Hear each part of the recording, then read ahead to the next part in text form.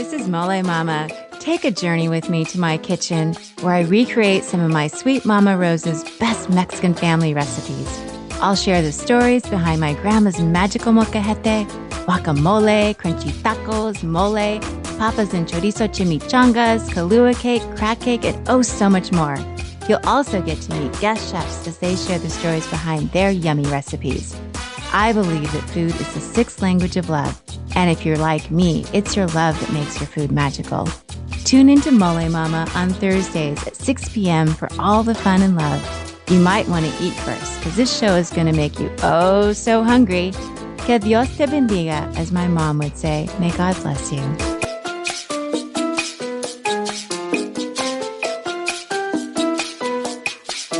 Hola and bienvenidos to Molé Mama Cooking with Love. We drive connection, unity, acceptance, and love across all cultures and generations. We just want to be very clear that all are welcome here, and thank you for listening. Every week we chat with entrepreneurs who share our passion for great food, art, culture, family, and chasing their dreams. Please check out our YouTube channel and learn to make delicioso guacamole, chimichangas, queso and chorizo fundido, crunchy tacos, enchiladas, flour tortillas, and so much more. And please private message us if you need any help. We'd love to help you make these recipes successful. And also, please subscribe to our podcast and leave us a review. We'd love to hear from you. We are so incredibly blessed to have a returning guest with us tonight. Aliciasdelicas is here with us. And before she joins us, I just want to tell you a little bit about this remarkable young woman. She's been baking since she can remember. She's a full-time mom who says her parents always encouraged her to be creative. And lucky for us, she's taken that creativity to the kitchen and managed to mesh Mexican traditions and cookies. On her Instagram account, you'll find cookies in the shape of conchas, loteria cards, calaveras, molcajetes, tamales, tequila shots, and so much more. She creates edible art. She's also the winner of CakeWars in 2016. And what's even more extraordinary is how she supports so many of us.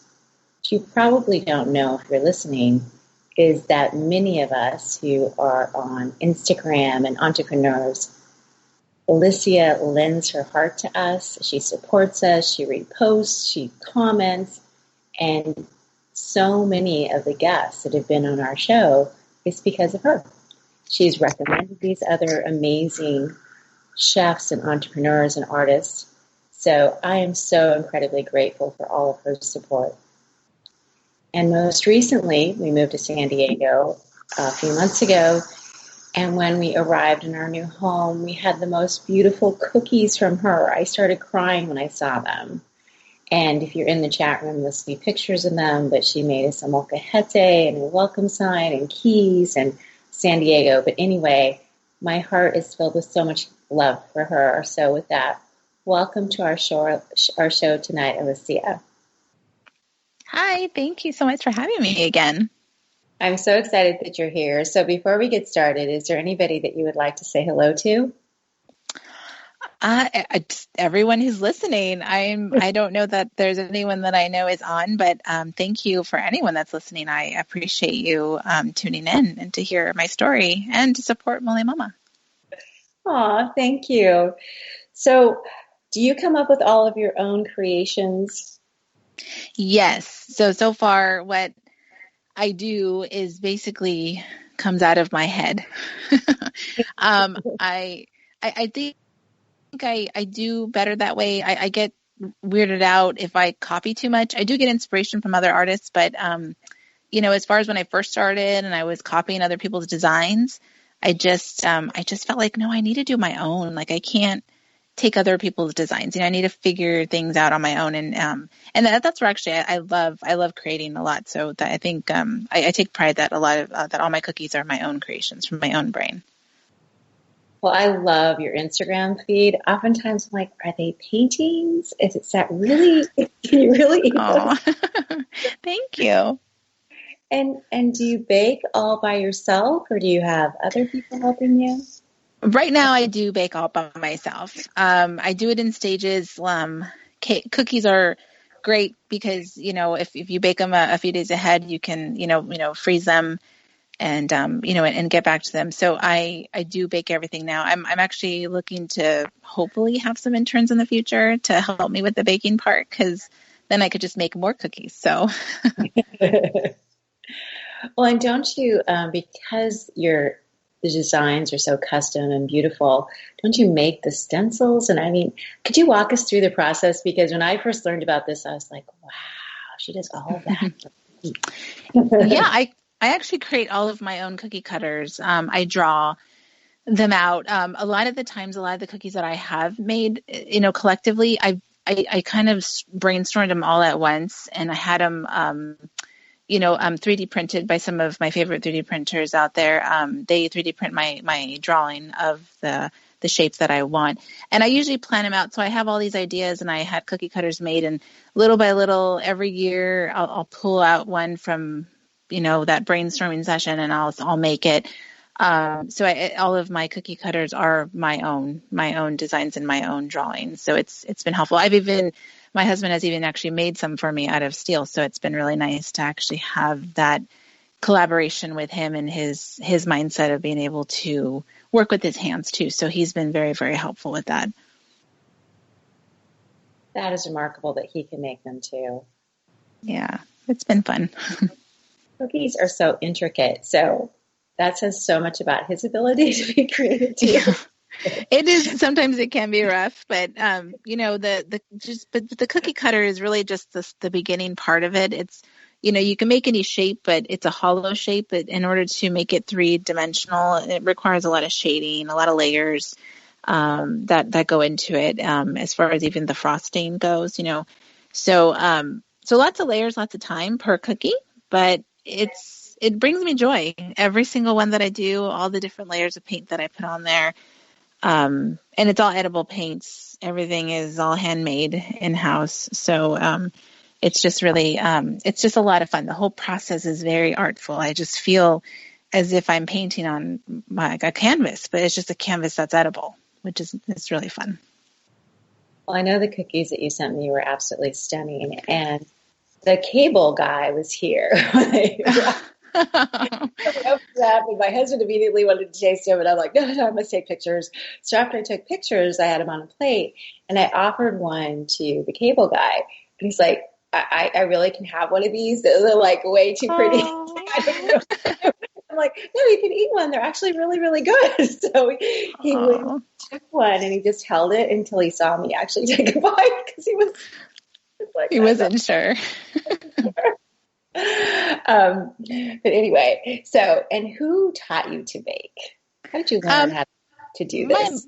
My mom really is she was kind of like, she's an artist herself. So she, has grown up with doing lots of oil paints and just, sculpting and stuff. So she is the one who really baked a lot during the holidays and, during our birthdays and stuff. And I just would sit there and watch her. And she got me involved finally, which I was so excited to be involved when I was 8 years old. And she just wanted me, she needed help. She just needed a lot more help because it just got busier and busier as we were getting older.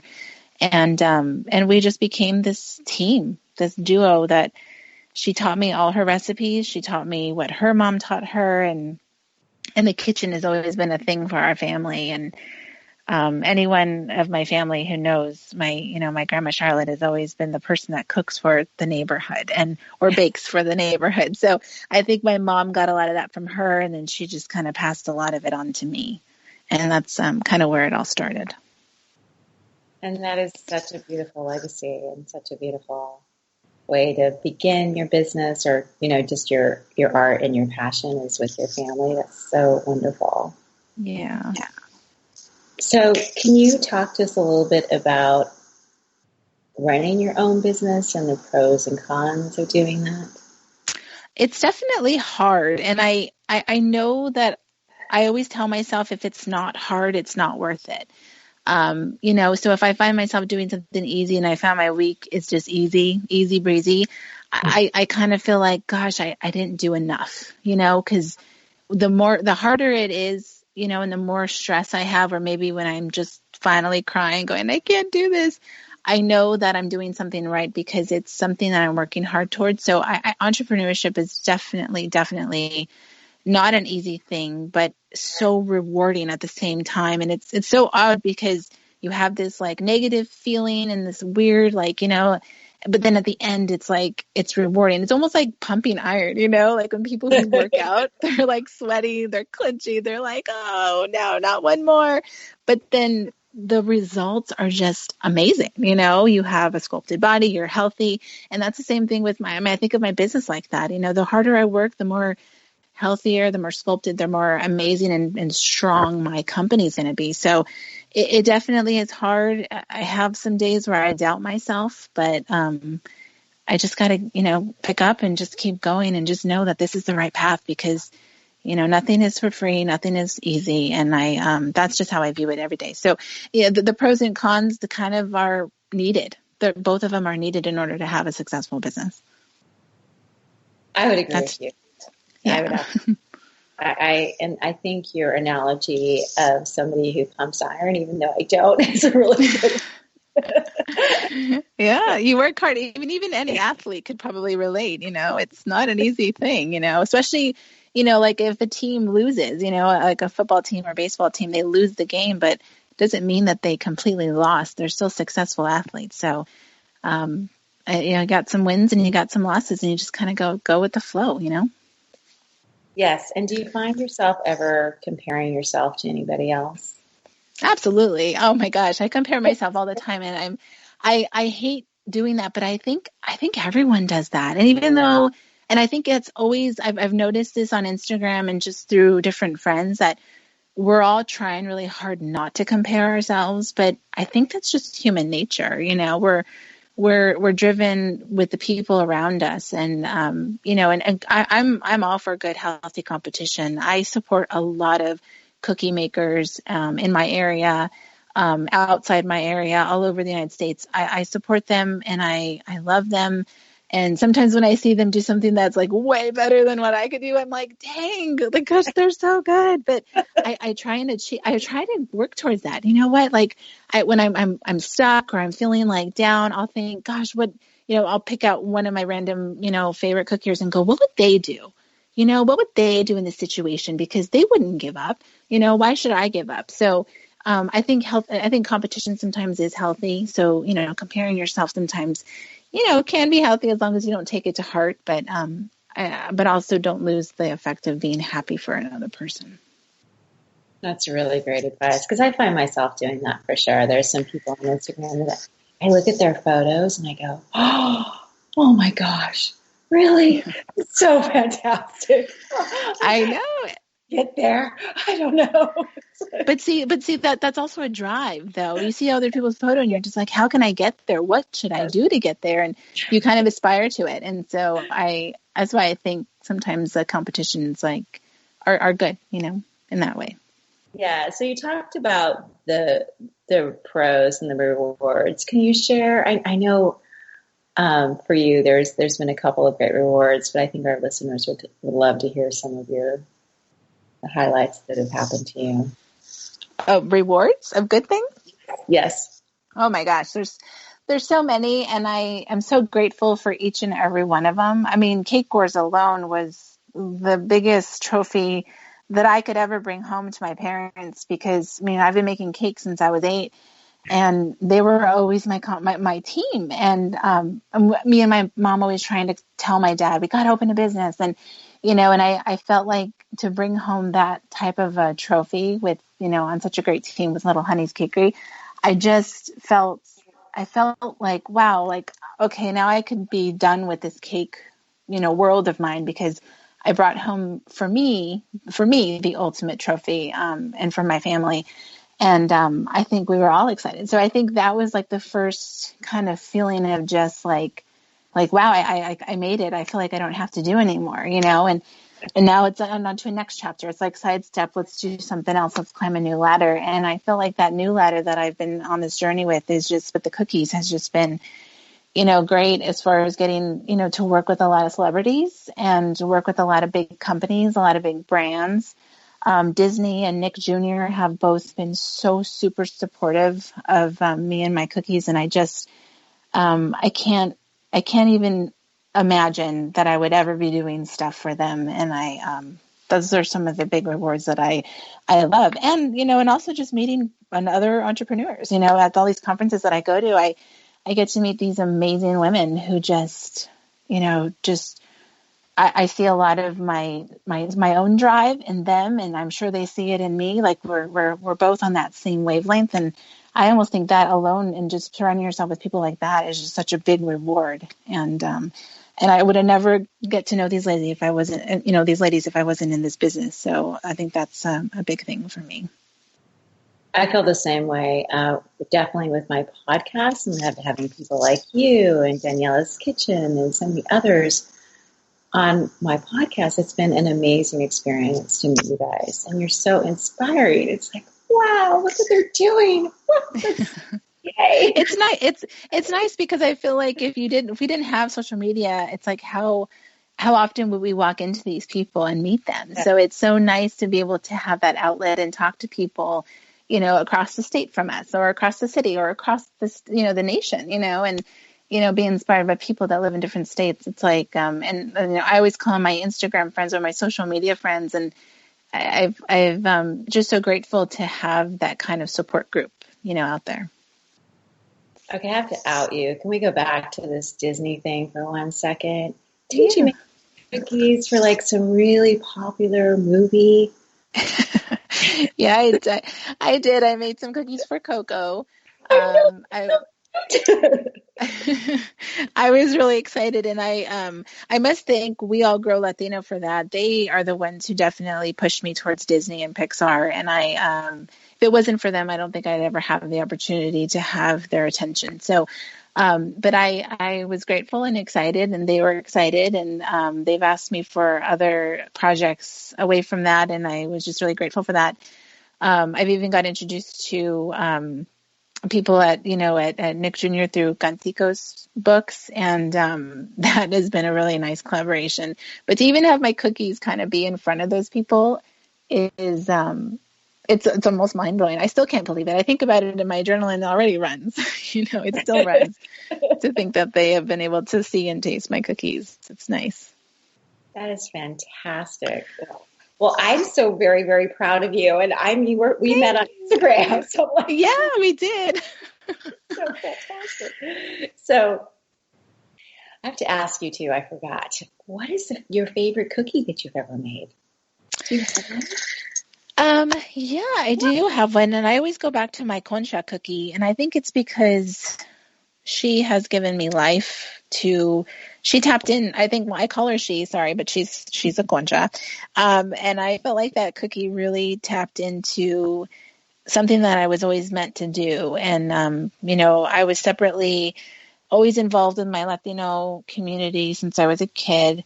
And my mom always kept me in touch with it. And then, and apart from baking, it was always a separate thing. And my art, my third thing, was always a separate thing. I would, paint and watercolor and acrylics and stuff.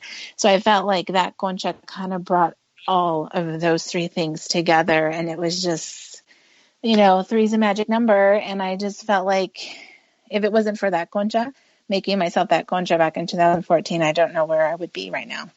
So I feel really grateful for that particular cookie. Now, if I remember correctly, didn't you stay up all night making your concha? I stayed up all night making myself some cookies. Yeah, for my birthday, and it was on my own birthday, and I made myself not just the concha, but a bunch of different bundles. And I did so much research looking to see if anyone had did anything like this, because I wanted to get an ideas of how they did it, and I hadn't seen anything out there like this before. So, and for me to put that out there, and that was just pure art from my own heart, and to see it just completely go viral now, and see so many people making their own versions of bundles, it just made me feel so, I don't know, I guess just proud of myself, legitimately proud of myself that I was able to, build something from the heart that everyone in, across the United States, even in Mexico, that have recreated this cookie. And I don't know, I just feel proud of that. Well, you listen to your heart, and that's fantastic that you Usually listen, when you listen to your heart, it expands super big. Yeah, and oftentimes we don't listen. It's just like, I don't know. Right. No, you're right. Very, sometimes like, oh, that's a crazy idea, Diana. No. You can't do that. Yeah, I think courage to even follow your heart is also that courage to have that and do it. And, even while I was making that bundle say cookies, I was self-doubting myself the whole time I was making them, but always going back and asking my husband if he thinks it looks right and if it looks okay, and, and having different versions of them, and then finally taking a picture of them and just sitting back and just feeling really proud of them. And just, I think it still gives me the chills when I think about that night when I worked on them hard. That's such a beautiful story. Thank you for sharing that with us. Yeah. So you also are a mom, and you homeschool, and you posted a very interesting word on Instagram for 2019. You said it was all about reset. Mm-hmm.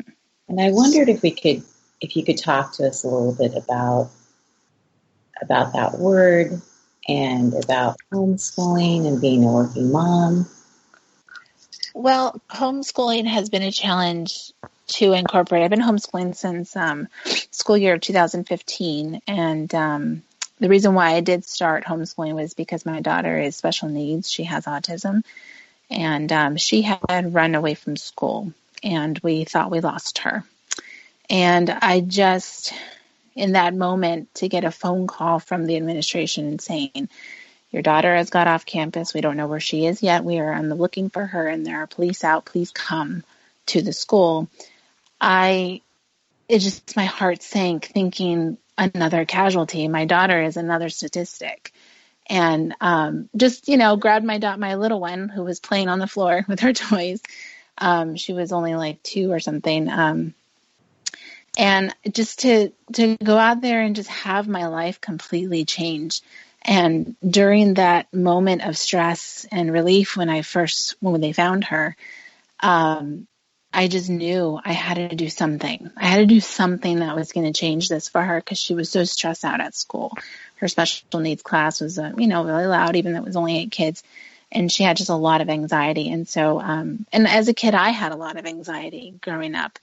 And then there was really nothing my mom could do at the time. And so I thought, what could I do that's different? And that's how come I decided to homeschool. It was a decision I made after I went back home and caught my breath once we found her and we brought her back home and everything. I was able to catch my breath and just, it was in my mind and I knew how to do this. And I had just started. I was not too far into my business of me starting it, and I, was on a good roll. And to have that happen was really, in 2014 was just, it was mind bending, and I knew that's what I had to do. So that's when I became a homeschool mom. And it was daunting. I do have a few other cousins that do homeschool. So right away I was contacting them saying, please help me. I need to change. I need to change this for my daughter. And it turned out to be a good thing because her stress levels went down completely. So it was really great. And it's been a challenge to balance it all. But during the day, like morning time is when we homeschool, and in the afternoon is when I work on cookies, when the girls are kind of, occupied with other things. But so I guess that would be the background story. But the reason I chose the word reset is because I feel like we've kind of lost our way with this path. My dad got really ill. He retired out here about 2 years ago, and he got really ill.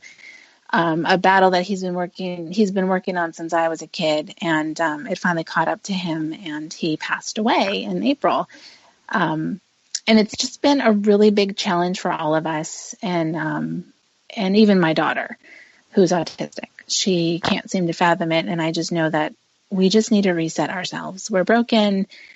Our hearts are broken, our minds are broken, we're confused, and I think we just need a full reset. This year, 2019, was supposed to be a reset for us, relocation, and because we're moving, reset on schooling, just kind of back up and try and take some time and reset on our anxieties, reset on our business, and just reset. That's been my goal this whole year. It's going to be my goal this whole year. I hope that answered the question. Thank you so much for sharing that. And it's very personal stories. And definitely, first of all, condolences for losing your dad. So hard for us to lose those that we love. And to recognize that you actually need to slow down. That's huge, Alicia. That's I think part of healing is to understand that we actually need to give ourselves time to sort out. Exactly. And that's what I keep telling my daughter is that it's going to take some time to heal, but this is not something that we're destroyed over. We can't let ourselves be destroyed. I know some people can be destroyed over this if they let it get to them. And I'm just trying to explain that to my daughter as we're going backwards into doing more therapy with her again, like we did when she was younger.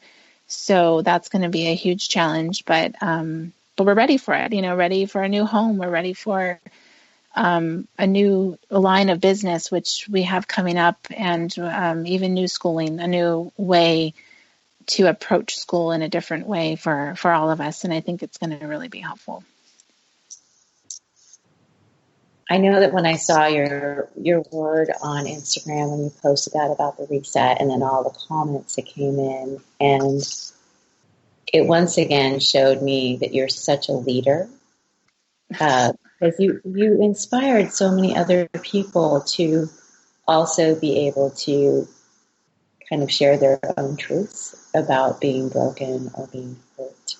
And I think that especially on social media, we do a lot of how wonderful life is.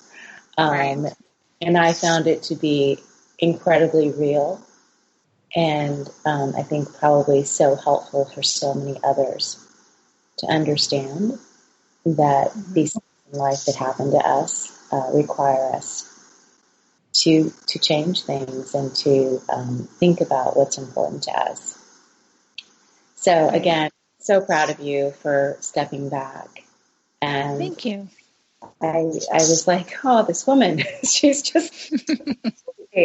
I'm really not that great. In my head, I'm like, I'm not that great. Why do you keep saying that? But I'm working on that as well to kind of be a little bit more confident in myself and to realize that, it's okay to be a rock. When people keep telling me, Alicia, you're my rock, my kids or my husband or my mom to say that to me. And it's like, own the rock, own that acceptance, own that, be strong for yourself too. And that's something that I know I'm trying to work on, is that I'm holding it together for everyone else, but holding it together for myself has been definitely a huge challenge, not just my dad that we lost. So we lost, 6 other people this year and in 2018, and then one after the other. So it's just, I feel like sometimes I'm falling apart, but when I look at my family and I see how they're feeling, it's like, oh, nope, hold it back together. Hold it together. If you fall apart, then we all fall apart, So I think that they're the ones who help me with my drive. They help me keep pushing. I know that's so amazing that you're doing all that. And I know the year that my mother passed, I went to 13 funerals that year. Isn't that weird how that happens? Yeah, and I was like, okay, Mom, I know that you're lonely, so really? You just got to take it with you? Right. So look for, I don't know what's going on, but enough. So, yeah. But it was a really tough year. And I think that when I lost my mom, I really missed how much it impacted my sons. Mm-hmm. Like I was kind of lost in my own grief, and they were kind of being stoic and strong, and I didn't really recognize it. So I think it's so important that you recognize that your children need your support right now. It's something that I definitely did not do a great job of. Yeah, it's hard when you're in the moment. It's challenging. I mean, when my grandmother died, when I was little, my mom's mom, she died on Easter Sunday, which happens to be in 1988. It was the same day that my dad died in 2008. So exactly 30 years later. It was just, I remember my mom said that she would cry when we would go to school. And she would never let us see her cry. But I always told my mom, I wish she would have, because I always thought that maybe you didn't care, and that confused me. And so I remember through this whole process, I've cried many times in front of my kids, and I've actually let them hug me because that makes them feel stronger, if that makes sense, Yes. So makes them feel like they're able to support their mom who is not feeling good. That is fantastic. So, again, I'm so sorry for all of your loss, and you are remarkable. And so maybe one of your other words needs to be acceptance. Yes. That's a great word, actually. Yeah. Maybe halfway through the year I could start working on that, or maybe next year, acceptance. Yes. Acceptance. So can you share anything about what's next for you? Well, I have a new house we're going to be moving into soon. So we'll be we're actually in the middle of packing everything now. So a lot of things are changing. So once we get into our new place, we are looking to expand our magnet line. We make, I don't know if I've ever told you, or if you've seen them, but we make magnets in the shapes of my cookies, because apparently nobody will eat my cookies. So, and people frame them. I've actually seen customers have sent me pictures of them framing them or putting them in their vitrina, and it's like, oh my gosh, you guys have not eaten that? Like, that was like 2 years ago, and they still hold on to it. And so we decided to make wooden pieces of art that look like the cookie. So, and that's been super successful. And even asked by many museums to have them in their gift shop. So we're working on that in a wholesale. And I just got chills. I have to interrupt you. I have chills all over my body. That is amazing. What? Thank you. Yeah, I love that idea. It has been very successful. We even have a little miniature magnet blind bag that we just finished our series 1, and we'll be doing our next series dose, our next series that's going to come up with more minis. And the minis are fun because you don't know what you're going to get. You just open up and there's 10 to collect and you see what you get. And so those ones are a lot of fun. So we'll be expanding that hopefully. And then also we've been working a lot last year into this year on my cookie cutter and mold line, because I do all of my own molds as well. I hand sculpt everything, and so silicone molds and stencils and cookie cutters. So that's something to look forward to. Hopefully at the end of the year we'll have some of our first samples out that people can try out. That is so exciting. Oh my goodness. Yeah. But I was very sad to learn that you're not making cookies for a few months. I'm like, what? Oh no. I know a lot of people have been emailing me, and I feel really bad. I skipped out on Valentine's Day for cookies this year and Easter, but it's just some time for us to, me and my family, to kind of get settled and be with each other and kind of catch up and, go through as much therapy as we can to kind of get our minds back in the game in a way. Like, this is what we're trying to do for ourselves right now. It's wonderful. It's really wonderful.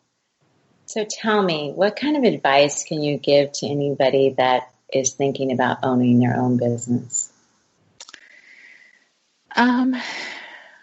Make sure that your passion is strong for what you want to do. I think testing it out always with your full-time job is a great way to see if you're passionate about it.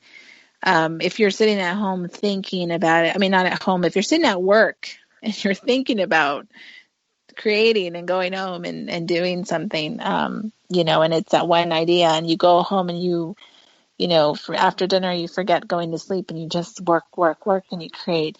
I think that's called drive. That's called passion. And I feel like if you have that and you're doing something that's fantastic that people like, then I think you might want to take that first step and kind of move on. But that passion is definitely something that's important to recognize before you start your business, because, you put so much time and effort into a business and starting it up, and then it's, if it flops, you feel so horrible, and that shouldn't be that. There's always highs and lows in businesses, but if you don't have any passion, there's no way anyone's going to buy anything from you. I think that's been proven with the lots of businesses that have faltered. So passion is huge. I would agree with you. I would absolutely agree with you. And I also would say that it's never too late to start. Never too late to start. Because I feel like a lot of people I've talked to will go, I'm too old or I'm too this. And I'm like, wait. How long have you been thinking about this? And I myself am really guilty because I had this idea for Molé Mama about 12 years before I did anything with it. So, yeah. And that means you had passion. You realize how much passion you had in it.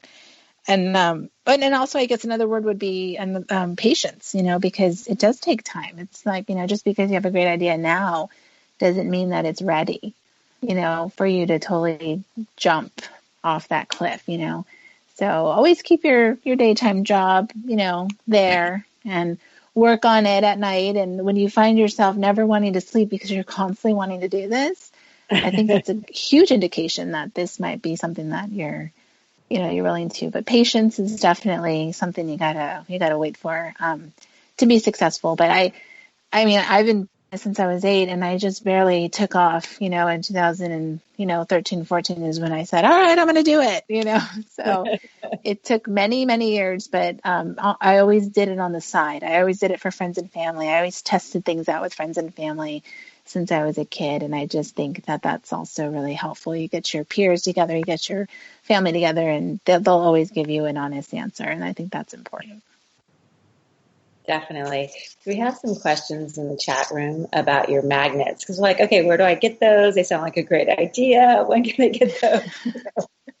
Well, I don't have any on sale right now. They've all sold out. So we hand make every single one of them. My husband hand cuts every single piece of wood and sands it and puts the magnets inside. So it's not something that is fully mass produced just yet. We're hoping to get there so that way we can get more to everybody. But we have a particular one that we are working on right now. And usually when we sell them, we put them up on the website. Most of them are done. So we try to get a good inventory, but because we're in the process of moving, we've only got some inventory, but not like a ton. So we're kind of hoping that we can get them posted as soon as possible. So though if you, to get them is on Aliciasdelicas.com under Mexi Magnets. You'll see a link there.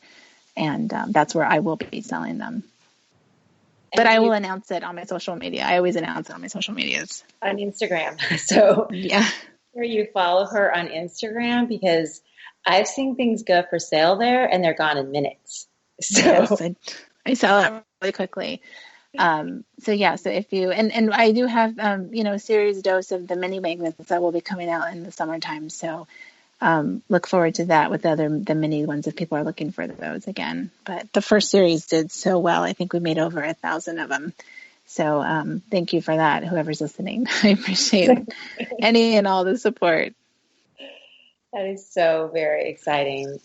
What a fantastic idea, because I agree. I did eat your cookies, but they're way pretty.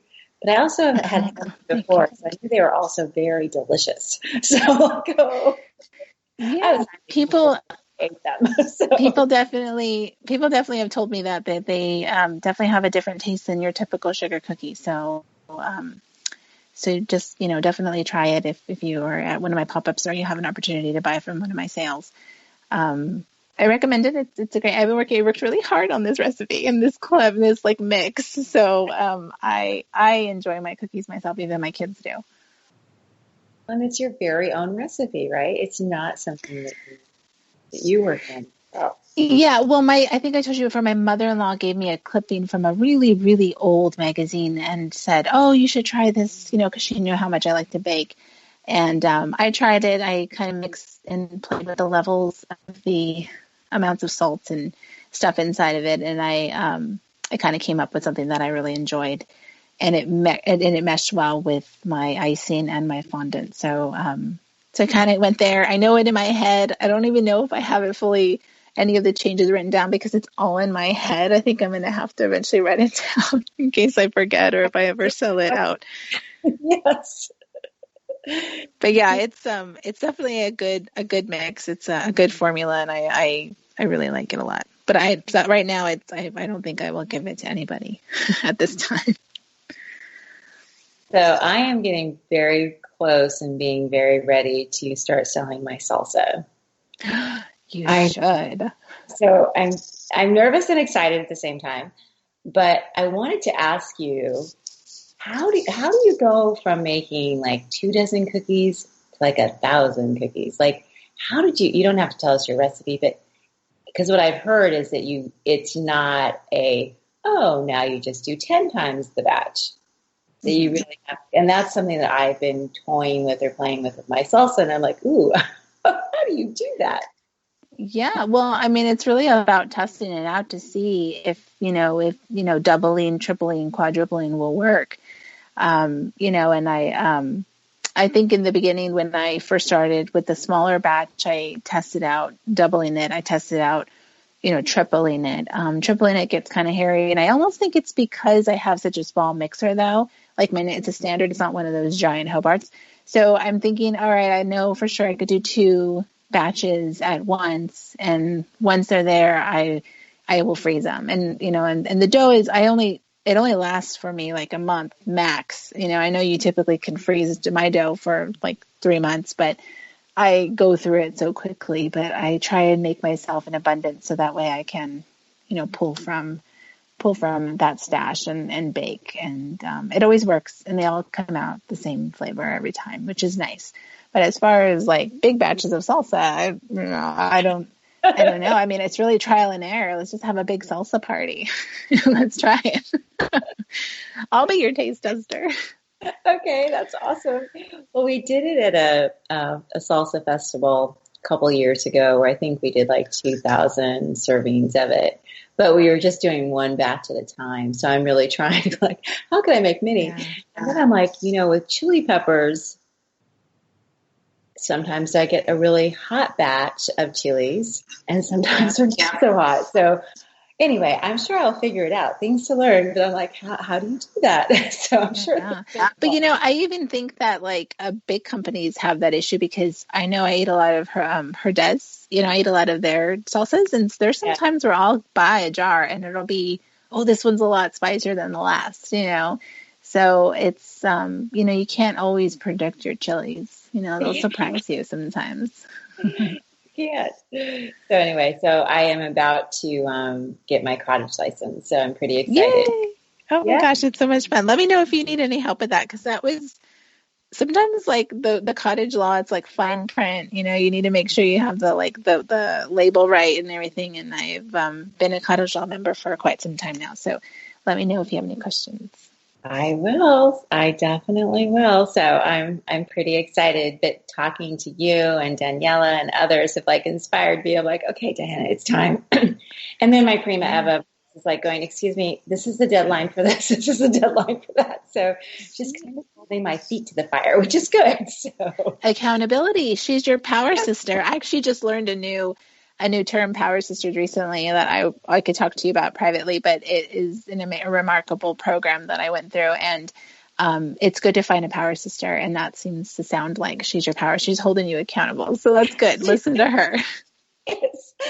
Every day I'm hearing from her, and she's like, "Is this done?" I'm like, Yay! That's awesome. I love that. Okay, we also had a comment in the chat room asking about where they can see pictures of your magnets. And I think you mentioned that was on your website. Yeah, I also have an Instagram page called Mexi Magnets. So you can see it on Instagram. I think the little bullet picture says Magnets con Cultura. It's a white bullet point. But yeah, so Mexi Magnets, all of my work and videos of us working on them are there as well. Okay, so they can find them there. That's wonderful. Yeah. So exciting. Oh my goodness. I can't imagine where you're going to be in another year.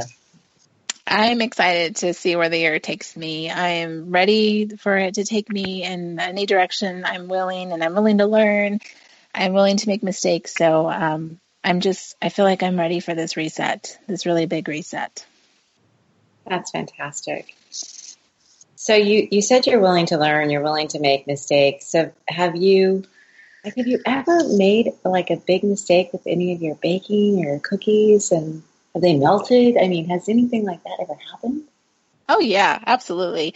There was a one time where my little molded the flowers that I was making, I didn't put enough Tylos in, and majority of all of them smashed. And the customer was like, "Hey, I'm smashed," and I was like, "Oh my gosh, I didn't put enough Tylos in it." And Tylos is a powder that makes fondant into like almost like a hard candy. It makes it hard, and so a lot of cakers, cake people use it to, for items that they're putting on their cakes to keep them nice and stuff. They use it in like even flowers and stuff, like sculpted flowers. And I guess I didn't put enough, and I finally learned from my friend Linda from Little Honey's Cakery, Tylos, and that was my biggest thing at the CakeWars that I had to learn, and I had to, and so thanks to her, I learned the proper measurements of that. But it took me, I want to say it took me almost a good year, because after I'd see people posting pictures of my cookies, I'm like, oh no, the rose is smashed. So embarrassing. But luckily, none of them had ever really complained or got angry. They were just like, not a big deal. I'm still eating it. And so it's grateful for those understanding customers. But yeah, that now I know. So going forward, that's not an issue anymore, because I learned from my mistake. And that's just it. I mean, it really is. You really do learn when you make those mistakes. Absolutely agreed. Yeah, just improving all the time. So Yeah.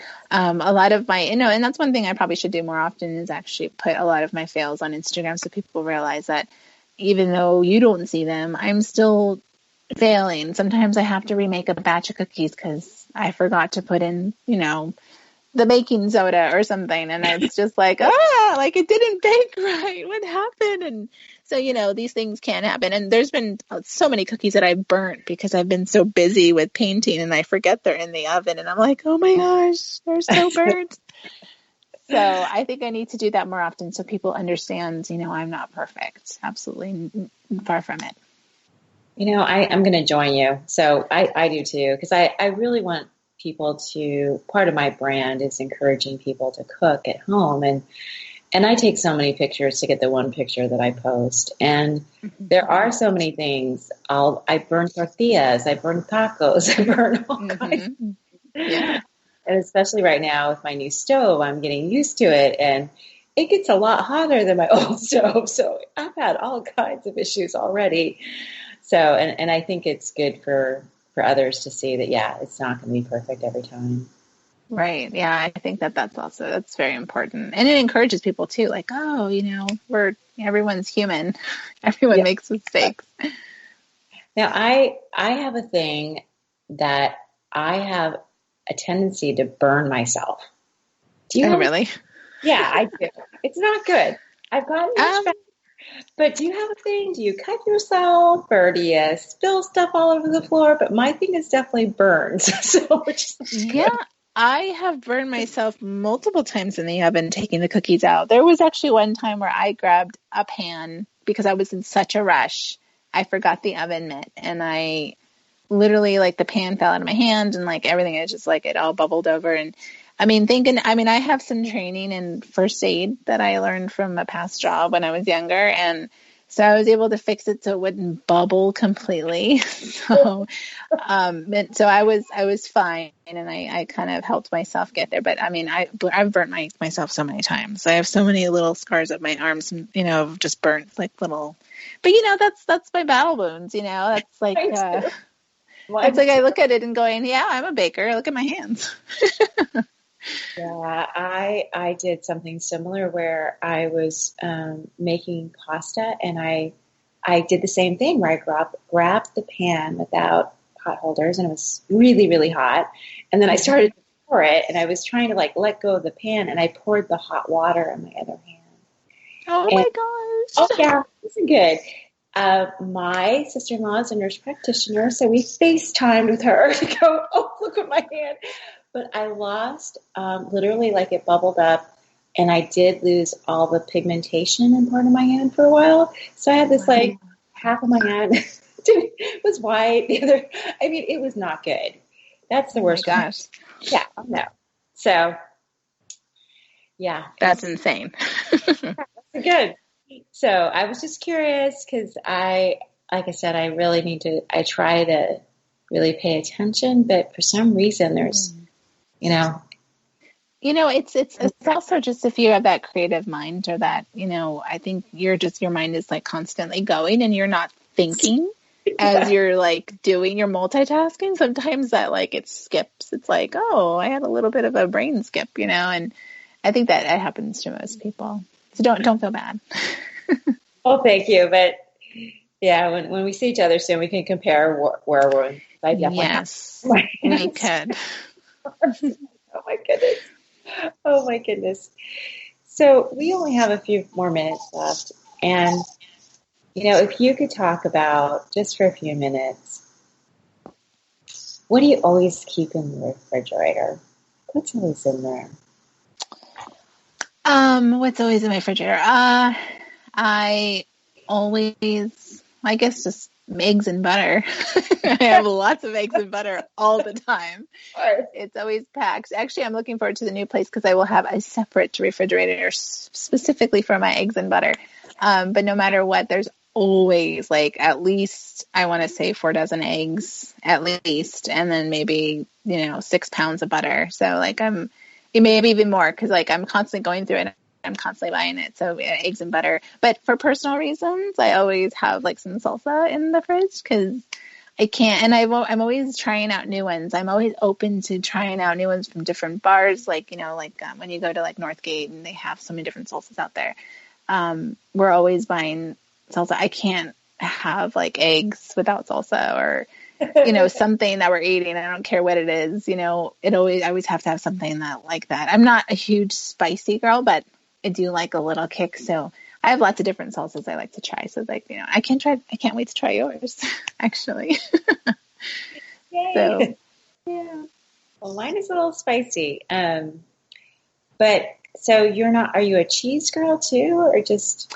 Yeah, I mean, I like cheeses. I think we always just have basic cheeses in the house just because of my kids. But when it comes to like, events and stuff, like I love, because I used to actually work for Williams Sonoma and I used to hang out with lots of chefs and I learned a lot about cheeses. And I think a lot of the hard cheeses are some of my favorites because they're nice and buttery. That with some wine. That's always like a little fun treat I like to treat myself to sometimes on my own or at a party. Yeah, I always have to have cheese and salsa. And we always have butter because I don't believe in margarine. No, me neither. I'm sorry. I just don't believe in margarine. I can't do it. Has to be the real deal. Has to be the real deal. Oh, I agree with you 100%.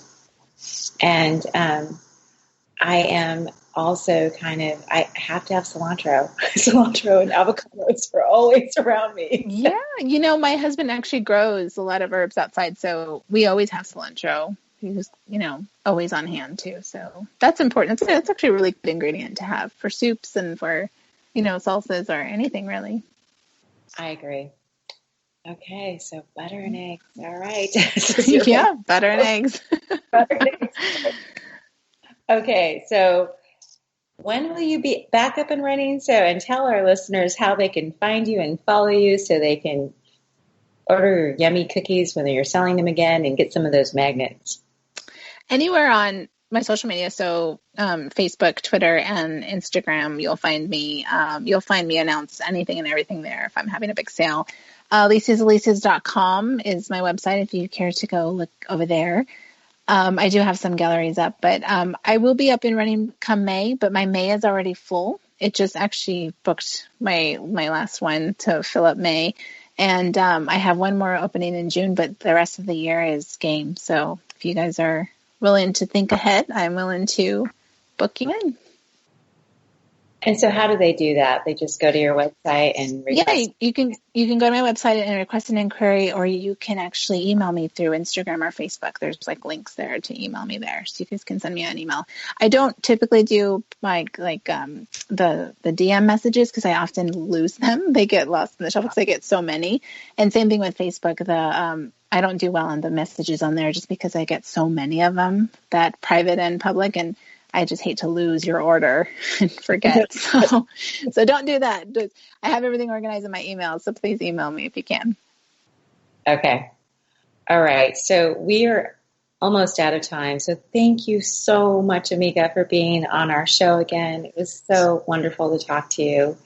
Yeah. Thank you so much for having me. I appreciate you having me back on. It's fantastic. So good luck with your move. I can't wait to see your new magnets. I'm so excited for those. And I'm looking forward to seeing you very soon. Thank you. Yeah, me too. Thank you. And I want to thank our listeners for joining us. So many thanks to Ade, our amazing producer, for helping us out as always. Remember to add the most important ingredient to every recipe you make, your love.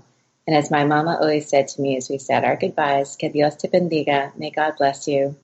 Soul to Soul of Nancy Newman is up next, so please stay tuned. Thank you for listening to Molé Mama Cooking with Love. Have a great evening. Thank you for tuning in to Molé Mama. Remember to add love to every recipe you make. It is your secret ingredient. Please follow us on Instagram, Facebook, and check out our YouTube channel and make those yummy recipes for your loved ones and connect and have fun and enjoy. Que Dios te bendiga. May God bless you.